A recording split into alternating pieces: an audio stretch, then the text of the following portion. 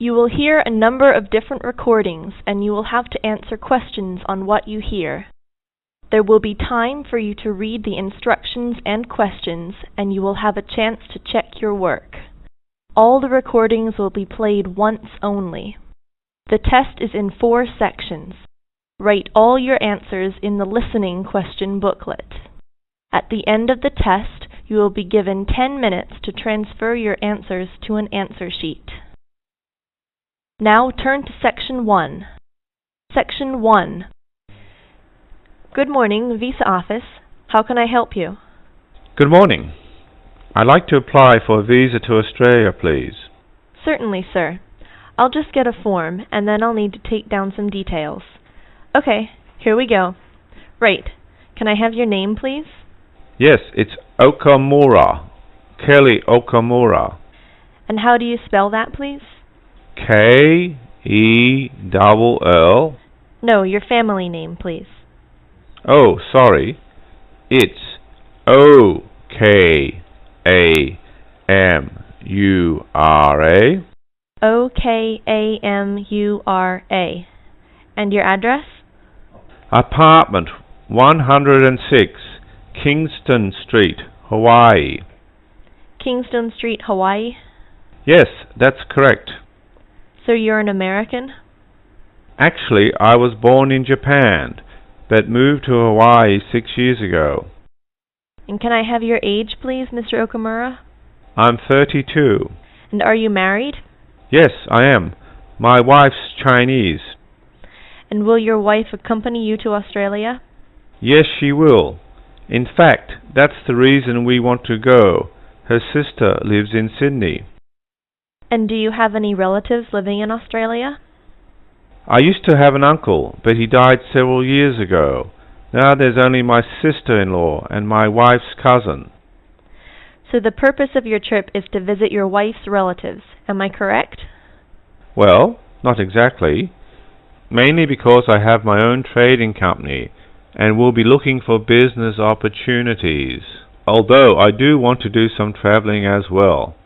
You know, see some of the sights, that sort of thing. Although I don't intend to work in Australia. And your wife, what will she be doing? She'll be studying English, so she wants a student visa. And how long do you plan to stay? About 1 year, I guess. Well, I'm afraid a standard tourist visa is only valid for 30 days, although in your case we can issue you with a business visa. Business visas last for 6 months, but you will be able to renew it. We can give your wife a 12-month visa, though. 6 months is okay. So what do I need to do now? Come along to the office any time during weekdays, but it must be office hours. We close at 5:30. And bring along 2 passport-size photos and your passport, of course. Your wife will also need 2 photos, so that's 4 passport-size photos in total. Okay. Well, thank you for your help. Bye. Bye. Section 2. You will now hear a short news item. Fill in the gaps in the summary of the news item according to what you hear.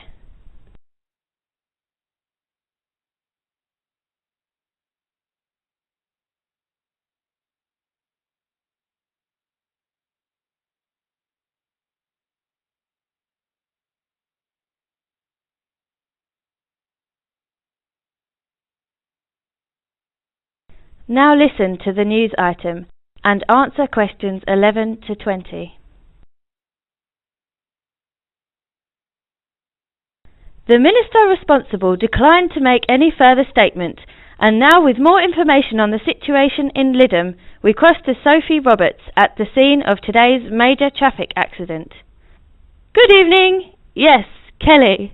The situation here in Avalon Road, Lytham, is chaotic. The death toll is rising with 3 known fatalities and a further 14 people receiving treatment at the local St John's Hospital. A few moments ago, I spoke with the police rescue officer in charge, Chief Inspector McManus, who told me that it would be at least 2 hours before the northbound lane was reopened, and even longer for the southbound lane that is still strewn with vehicles. He urged all drivers to find an alternative route through Lytham. Is there any clear indication as to what caused the disaster? Well, yes, Kelly. They are starting to put together the accounts of the witnesses. Ah, here is Chief Inspector McManus. Inspector, could you spare us a moment, please? Well, yes, just a moment though. As you can see, I have a lot on right now. Yes, thank you. Now tell me, do you have any more information for us? Yes, it seems, from what I can piece together so far, from the statements that the witnesses have made, that the driver of a large articulated lorry lost control of his vehicle as he came down the road there. As you're aware, it's a very steep stretch of dual carriageway, and it would have been very difficult for the driver to bring his vehicle back under control coming down that hill. There was queue of traffic turning into Avon Road from Batty Avenue. They wouldn't have been able to do anything. I'm sorry, I must get back to work. Yes, of course, Inspector. Thank you for your time. I also have with me Mr. Ted Higgins, a local shopkeeper, who told us that he heard the lorry sounding its horn before the accident. Well, I was just unloading my van outside the shop here, and I heard this horn, you know, much worse than an ordinary car horn, and it just went on, getting louder and louder, and then I think I was holding a box of tomatoes, and there was this huge lorry coming down the road, horn going, and the lights were on, travelling really fast. I don't know, maybe 80 or 90 miles per hour. It came straight down through the lights, right at the moment the traffic was turning into the main road, you know, Avon Road from Batty Avenue. It just seemed to pick up the cars as it went along. I tell you, it was a real mess. Thank you, Mr. Higgins. And so back to you, Kelly, in the studio. Thank you, Sophie. Anyone wanting further information regarding those injured in the accident should ring St John's Hospital, which has set up a hotline, and the number is Sydney 0171 389 1778. I'll repeat that number, 0171 389 1778. And now, with all the news of sport, here is Charles Oakton. That is the end of this section. You now have 30 seconds to check your answers to this section.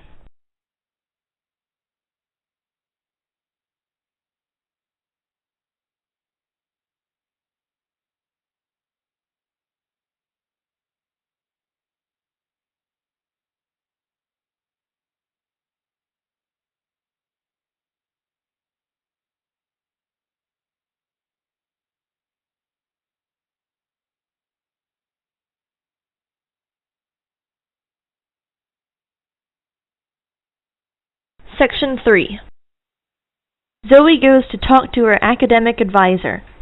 First, you have some time to look at questions 21 to 30. Now, listen carefully to the conversation between Zoe and her advisor, and answer questions 21 to 30. How are you getting on, Zoe? Feeling at home yet? Well, more or less. There are still some things I need to buy, and I haven't found my way to all the facilities yet. But I really love the campus, and I've already made a few friends. Fantastic. Now let's see what we can do to get your studies off to the right start too. You're on the foundation course, so you can take up to 8 modules. What we advise is that you take 4 modules in the first semester, and assuming everything goes well, 4 in the second. Have you decided which you want to take this semester? I haven't made up my mind yet. I can't decide whether to take Principles of Marketing or Introduction to International Trade. Well, that depends on your career goals. You're planning to work in the biotechnology sector, aren't you? Well, that's my present thinking, but I guess I might change my mind. Right. Well, marketing is a broad general subject that you will find really useful in a number of careers. International trade, on the other hand, is more specific. That's fine if you're sure it's the sort of work you want to do. A lot of students start off thinking about that option because it seems glamorous, but marketing can also be an exciting career, and there's a wide choice of jobs. Maybe you ought to wait until your career ideas are a bit more definite before you go down that road. Yes, I see. I could take international trade next year, couldn't I? Sure, you can do international finance as well. So, in your first semester, you've got Principles of Marketing, Introduction to Economics, Banking and Finance. And let's see, Principles of Financial Accounting. How do you feel about that as a package? It's okay, I think, but I'm a bit worried about the maths. There'll be some statistics to do, won't there? Basic statistics, yes, but nothing more difficult than your last year of school maths. I know, but our math syllabus was a bit old-fashioned. Mostly algebra, geometry, trigonometry, and stuff. Hardly any stats. Right. Well, it sounds as if you could do with the maths brush up course. I can arrange for you to attend just the classes on statistics if you like. That'd be great. I didn't want to do the whole of maths again, but the stats classes would make me feel much more confident. Thanks. Hang on a minute. There's one more thing. Your English. Now you know you have to reach a satisfactory standard in English by the end of your first year to be allowed to go on to the main Bachelor of Science course. Yeah. Now I'm in an English-speaking environment and have to speak English all the time. I'm sure I'll be all right. It certainly helps, but speaking isn't everything. You'll have to get your reading up to the standard where you can understand the books on your course reading list quickly to get the information and ideas you need to write your essays. That means you have to develop a higher level of comprehension skills. You'll never get through all the course material if you try to read the books intensively from cover to cover. That's why our language skills development program gives you a series of graded academic texts to study and answer questions on in a limited time. You'll probably find it quite hard at first, having to work against the clock without a dictionary. How can I improve my skimming and scanning skills? Good question. For that, you'll have to do a range of specially designed exercises.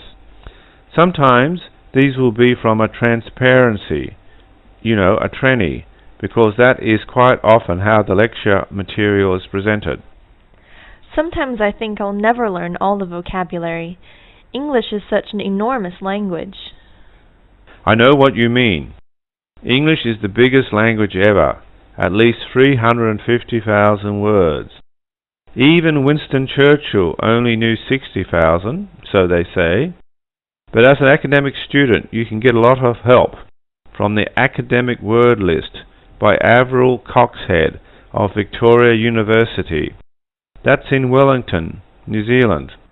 I've studied word lists, of course, but how does this one help? The academic word list is based on a survey of 3,500,000 words of academic text. It contains 570 families of the words most commonly found in academic texts.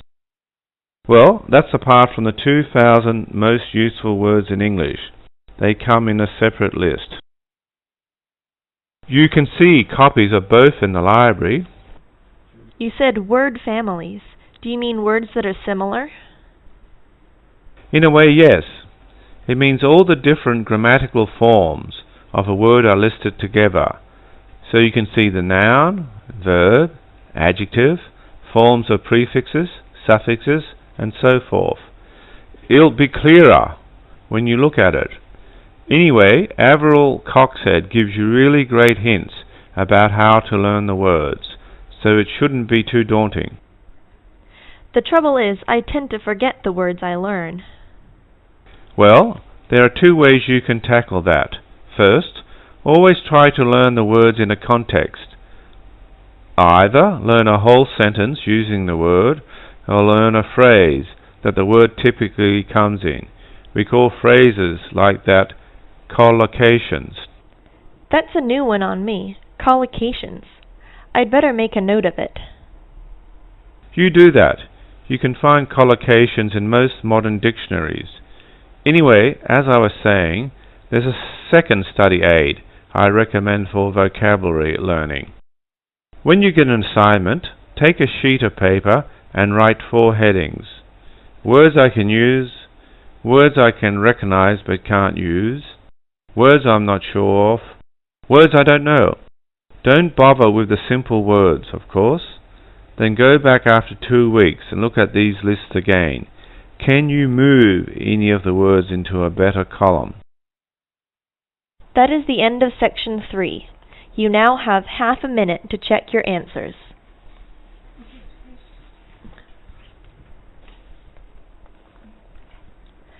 Section 4. In this section, you will hear a lecture about coastal environmental problems. First, read the summary of the lecture made by a student and look at questions 31 to 40. As you listen, complete the summary. Use no more than 3 words for each answer. The first one has been done for you as an example. Good afternoon, everyone. Today we have with us Mr. Kevin Ackroyd, a representative from the Department of Environment, to outline the results of last year's inquiry into environmental problems along the coastline. Mr. Ackroyd. Thank you, Miss Cranston. Good afternoon, everyone. Perhaps it would be best if I first outlined for you what I plan to talk about. I'll begin with some background into the inquiry, looking at the new demands we are making on our old resources, so to speak, and then go on to give you some idea of the conclusions we came to in our inquiry. Okay, first the background. The inquiry was sparked off because various concerned residents in the coastal region realised that the recent population shift, which really got going in the 1970s, was putting extreme pressure on our coastal environment. Over the past 2 decades, half of the country's population growth has been in the non-metropolitan areas. Today, 9 out of 10 people live in the coastal zone. The reasons for this shift are not yet fully understood, but there is a range of factors which probably contribute, including economic development, an aging population, and growth in industry, particularly tourism and its associated industries. We would have to admit that government policies have also contributed to this trend, a trend which is likely to continue, so that it's estimated that by the year 2000 there will be 1 million additional people living in the non-metropolitan coastal zone. This population expansion puts considerable pressure on the natural resources of the zone, and there are 2 factors likely to impose particular strains. These are firstly that those areas of greatest growth in the past are likely to continue to grow as strong as before. In other words, urban sprawl or expansion will continue for at least another decade. The second factor contributing to this pressure is industry, particularly the newer industries like tourism. These newer industries will compete for resources with other users such as intensive fish and shellfish farming industry. All of this will take place in an environment which is already under severe stress, and in particular the water resources will be degraded. It is the view of the inquiry that water degradation, whether of seas, rivers or lakes, is the greatest resource problem in the coastal one as a whole. Now the conclusions of the inquiry can be stated quite plainly and simply. First, we must raise the profile of the coastal zone in our thinking, especially in our approach to conservation and economic development. Second, we must exercise much greater vision. We must be prepared to think in the long term rather than the short term, and to pay attention to detail, so better management and better planning. And thirdly, we must adopt a national approach. We can no longer afford to leave the decision making to individual departments, to local government bodies, or even to central government. We are looking here at the need for coordination on a nationwide level to achieve workable, effective results involving all levels of government as well as the various non-government organisations in this country, will be no easy task, but it is imperative we try. Well, I see time is running out, so perhaps I'll just summarise the recommendations made by the inquiry for you. The long view prevails over the short. Broad considerations predominate over narrow. The techniques of modern management and the tools of modern economics are brought into operation. People being affected by decisions, including indigenous people, are adequately consulted before decisions are made.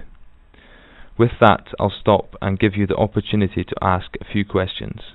But perhaps first, I should tell you that the full report of the inquiry is available from the GPS, the Government Publishing Service. That is the end of section 4, and you will have 30 seconds to check your answers. That is the end of section 4 and of the listening test.